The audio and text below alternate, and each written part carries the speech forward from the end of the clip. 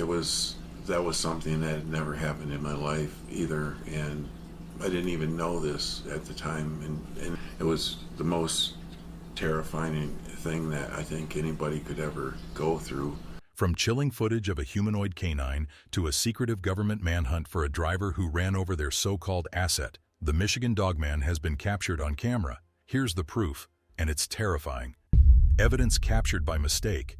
Cryptid researcher Scott Carpenter, known for his years of fieldwork, once shared a compelling story from one of his investigations. As part of his routine, he used a back-trail camera mounted on his shoulder, always recording what was happening behind him. From experience, he knew these elusive creatures preferred to stay hidden and rarely approach directly. After every outing, he'd head home and keenly review the footage, usually sitting with his laptop in front of the TV, hoping to catch what his eyes may have missed in real time. While in this investigation, he was not looking for the Dogman. The Dogman found him. Scott had just finished up at a place researchers often call a feeding station, where food is left out in hopes of drawing in a Sasquatch. The idea is simple.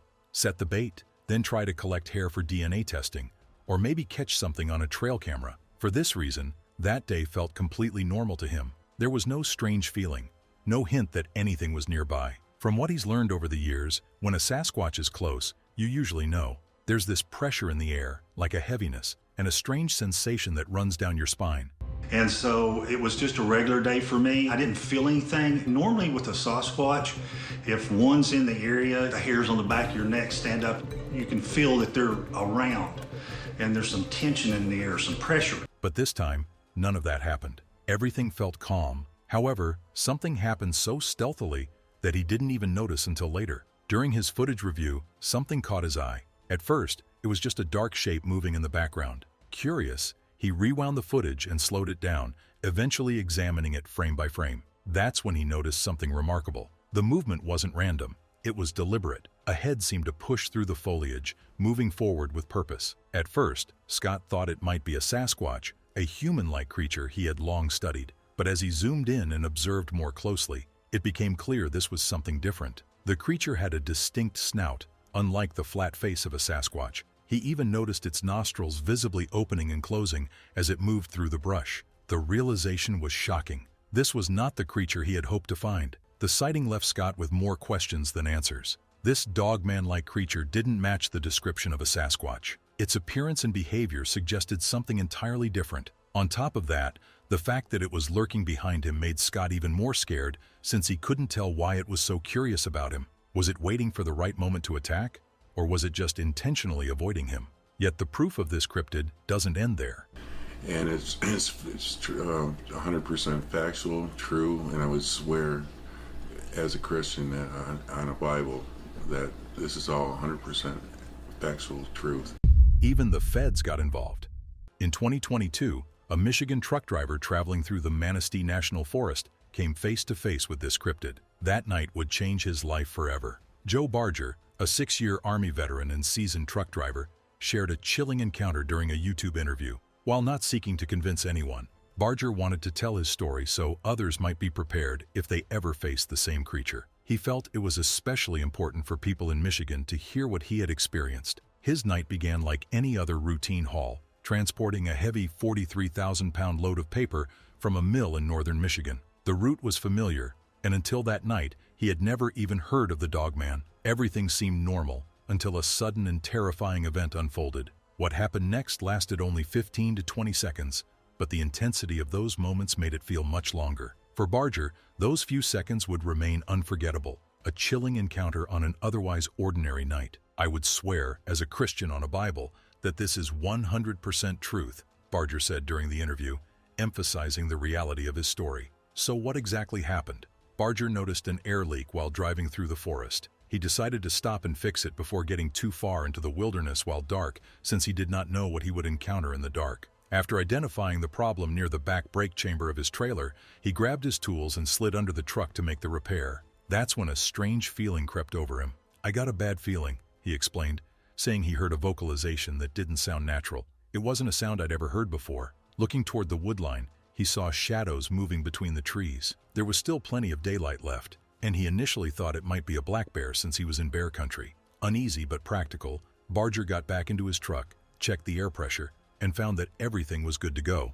The repair took less than 5 minutes, but the unsettling feeling stayed. He brushed it off and continued his journey. As he drove, everything seemed fine until he glanced into his driver's side mirror while descending a hill on the 2-lane road. Seeing no traffic, he shifted his focus to his right side mirror while climbing the next hill, and then he saw it. A massive wolf-like head, nearly the size of his window, appeared. His window was down, and the creature was running alongside his truck at about 20 to 25 miles per hour. It was on 2 legs, stooping down, looking inside my cabin, Barger said, describing how close the Dogman was. I'm 9 feet up in my seat, and its hands were scratching at my windowsill. I could hear its claws on my door handle. The mere sight of this creature left him frozen in disbelief. According to Barger, the moment was almost unreal, as if time had slowed down, leaving him feeling trapped in an alternate reality. Creatures like this, he thought, didn't exist in the world he had always known. While he had heard of Bigfoot before, Barger stressed that what he encountered was entirely different. The creature had sharp, brilliant white teeth with 3-inch-long fangs on both the top and bottom. Its pointed black ears and piercing yellow eyes scanned its surroundings, then locking onto him with an unsettling intelligence. But that's not all. Barger noted its human-like hands, about 14 inches wide, adding to the eerie sight. Stooping into his truck cabin, the Dogman stood at least 10 feet tall, an imposing and terrifying figure. The way it looked at me, Barger explained, it was mad and determined. It wasn't making any noises, but the sneer on its face told me, I'm here to get you, and there's nothing you can do about it. Barger's mind raced as the creature ran alongside him. He thought about rolling up his window but decided against it, focusing instead on keeping his truck on the road. That's when he remembered the handgun strapped to his waist. Gripping his .45 Colt, he took aim and fired 2 shots at the Dogman. He instantly went down, Barger recalled, describing the moment he fired at the Dogman. He explained that as the creature slid into the weeds, he was certain his aim was true. I was at almost point-blank range, so I'm pretty sure I got him through the eye orbit, he said. The creature's enormous head and entirely black appearance, save for its sharp white teeth and glowing eyes, were etched into his memory. I wasn't really panicked, but it's the scaredest I've ever been in my life. Believing the Dogman to be dead, Barger decided to turn around and confirm what had happened. About a mile up the road, he found a spot wide enough to turn his truck around. I wanted to make sure I killed it, he explained. I wanted to know more about what just occurred, but when he returned to the scene less than 5 minutes later, the creature was gone. Instead, a Jeep and 2 people were in the area where the Dogman had fallen. Concerned for their safety, Barger stopped to warn them about the danger nearby. However, the pair claimed they had been watching a couple of bears fighting. Barger didn't want to reveal what had just happened, so he left without telling them his story. Still, their mention of 2 bears stuck in his mind. He wondered if there might be more than one Dogman roaming the area. Shaken and unsure how he managed to drive back, Barger said the experience left him in shock. I shouldn't have been driving the truck in that state of mind, but I wasn't going to stay there or park anywhere near the area, he admitted. He described the encounter as the most terrifying experience he had ever endured. It was worse than any combat situation, he said. At least in combat, you know what you're dealing with. For months after the incident, Barger was haunted by nightmares. I had them on and off for 6 months to a year, he shared, though he noted that the nightmares eventually faded and no longer bother him. As time passed, Barger began to feel more at ease. He decided it was important to share his story. I'm in a lot better shape now, he said, explaining that he waited until he found the right people who would support him before going public. But as Barger tried to move on, the story took a darker turn. He alleged that the federal government was actively trying to keep the existence of the Dogman a secret. Barger explained that after recovering from his nightmares, a family member encouraged him to share his story with the public. He eventually spoke to a well-known podcaster in the cryptid community. Preferring to stay anonymous, Barger allowed the podcaster to narrate his experience. Just 3 months later, Barger said he was detained at a scale house by state police and held until federal authorities arrived. When the federal agents showed up, Barger described them as intimidating and angry. I didn't know what was going on, he said. They accused him of killing one of their assets and made it clear that they weren't happy about it. They told me, you killed one of our assets, and this is how things are going to go down. Barger quickly realized they were referring to the Dogman. He explained that the creature was the only thing he had killed in the last year. They said it was their property, and they were mad I killed it, he revealed. Barger believed they knew about him because of the podcast story, but the encounter didn't end there. Barger said the agents threatened him, confiscated his gun, and even shut down his bank account temporarily. I stopped talking about it until recently, he admitted, explaining that the government likely wanted to keep the Dogman under wraps for military purposes. If they don't keep it a secret, it won't be a useful tool for them anymore. When the story spread, the skeptics were quick to take it as just another hoax or a story to get people's attention. But if that was the case, why did the feds go to that extent to try and shut Barger up? Get this, the Michigan Dogman has been a part of local legends for over 130 years, dating back to its first reported sighting in the late 1800s. In 1897, near the town of Buckley, a farmer was reportedly found dead over his plow. Surrounding his lifeless body were massive dog tracks, leading some to believe the Michigan Dogman was responsible for the attack. 10 years later, a local widow shared a chilling account. She spoke of dogs outside her home at night that made eerie, banshee-like howls, leaving her deeply troubled. By 1917, the legend of the Dogman took another dark turn, and a dark encounter left many shocked. A local sheriff came upon a scene that defied explanation.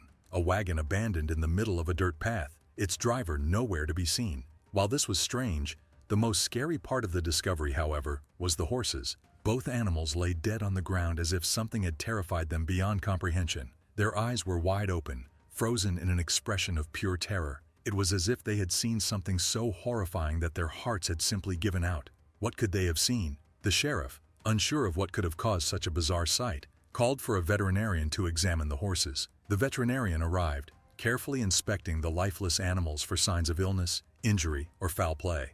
To everyone's shock, there was no clear physical cause of death. The horses showed no wounds or traces of poison.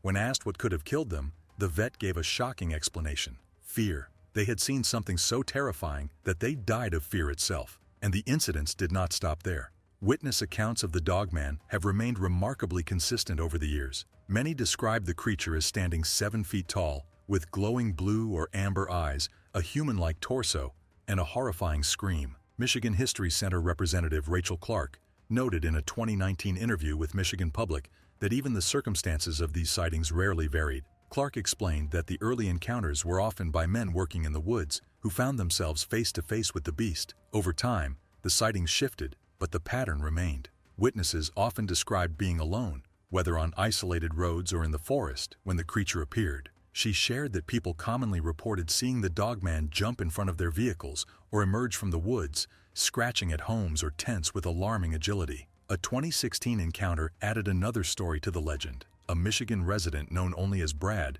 recounted a harrowing experience while shoveling snow. He claimed he heard a loud splash in the creek about 25 yards away. When he scanned the tree line, he saw glowing yellow or amber eyes staring back at him. Brad described the creature as standing between 7 and 8 feet tall before it took off into the woods, leaping into the air. Brad reported that he didn't hear footsteps, but instead the sound of treetops clanging together, as if the creature was moving through them. He said it seemed like the Dogman was riding the treetops. These eerie encounters have continued in recent years. One witness described driving down a dark road in Waterford, Michigan, when a strange creature suddenly crossed in front of their car. They said it looked dangerous and far too large to be a regular dog or coyote. To them, it seemed like something that had crawled out of the depths of hell and just passed by them. While most Dogman encounters leave a trace of fear and dread on the victims, there have been interesting twists in the Dogman legend.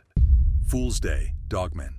In 1987, Traverse City radio DJ Steve Cook recorded a song about the Dogman, a half-man, half-dog monster he believed he'd made up. The track, called The Legend of the Dogman, aired on the radio on April 1st. To Cook, this was just another April Fool's prank to get the people talking. But then, something unexpected happened. When the song about the Michigan Dogman first aired, it brought about unexpected reactions. Michiganders began calling in, sharing alleged encounters with the mysterious creature. Cook, the songwriter, recalled how the weird events unfolded on April Fool's Day in 1987. Initially, there was no immediate response. Cook's studio partner Jack played the song twice during their morning show. It was as if he intentionally did that to get a reaction from his listeners. However, about an hour later, the station's receptionist took a call from a man who sounded deeply disturbed. The caller claimed he had seen the creature described in the song and needed to know more. Shaken, the receptionist forwarded the call to Cook. As the man shared his encounter, Cook couldn't shake the chill that crept over him.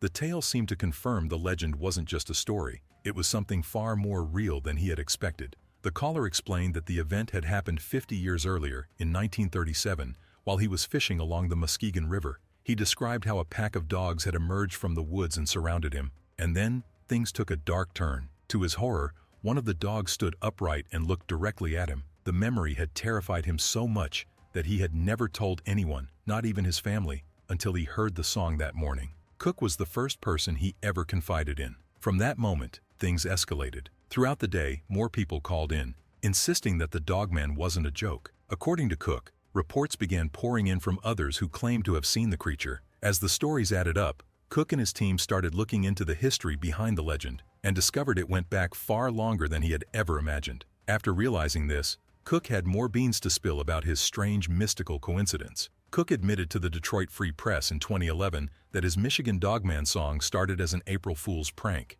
He said the tale was entirely from his imagination, yet it unexpectedly connected to a legend dating back to Native American times. Despite his skepticism about the creature's existence, the great number and sincerity of people sharing their encounters left him convinced that witnesses truly believed what they saw. Cook remained doubtful, but acknowledged the authenticity of their experiences. While he was sure he had made up the story, he admitted that the intensity of these claims hinted at something beyond what many would regard as just folklore. But Cook did not stop there. In 2012, he told HuffPost that he had received over 500 reports of Michigan Dogman sightings. According to some people, although the song cites an 1887 incident in Wexford County, Mich, involving a run-in between lumberjacks and a dog-like creature, some of its references come from outside the state, and some were borrowed from run-ins with other strange creatures like Bigfoot, the Jersey Devil, and the Chupacabra. One of the more memorable accounts reported to Cook involved a 13-year-old girl who had never heard of the Dogman. The girl,